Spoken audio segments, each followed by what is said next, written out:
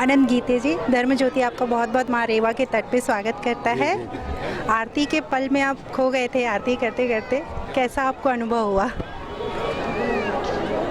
सबसे पहले मेरे लिए यह सौभाग्य की बात है, ईश्वर का दर्शन आज मुझे माँ नर्मदा के रूप में यहाँ पर हुआ है। जब मैं मुंबई से निकला जबलपुर आने के लिए जी। तब मुझे कोई इसकी जानकारी नहीं थी। दैनिक भास्कर के एक सेमिनार में मैं शरीक हुआ। हमारे सहयोगी ठाडेश्वर जी ने मुझे कहा कि आज माँ नर्मदा जी का दर्शन करना है, उसकी आरती है। यहाँ कई साधु संत मुनि यहाँ पर उपस्थित है जी।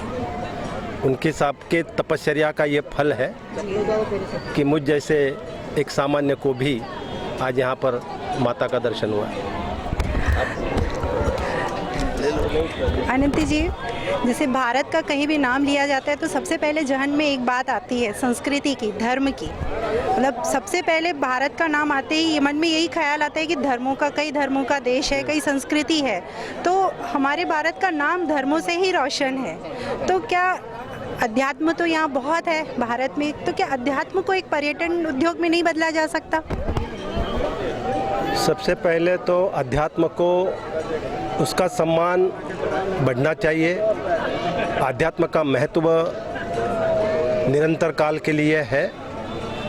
मेरा क्वेश्चन ये है कि जैसे मोदी जी आज रोज नए आइडिया लेके आ रहे हैं, आज डिजिटल की तरफ हम बढ़ रहे हैं और इस डिजिटलाइजेशन के कारण हमारी संस्कृति, हमारा धर्म पीछे छूट रहा है। तो इसको भी अगर हम साथ में लेकर चले, पर्यटन उद्योग जिस तरह बाकी पर्यटन होते हैं, लोग हिल स्टेशन पे जाते हैं, उसी तरह ये भी एक पर्यटन बना दिया जाए।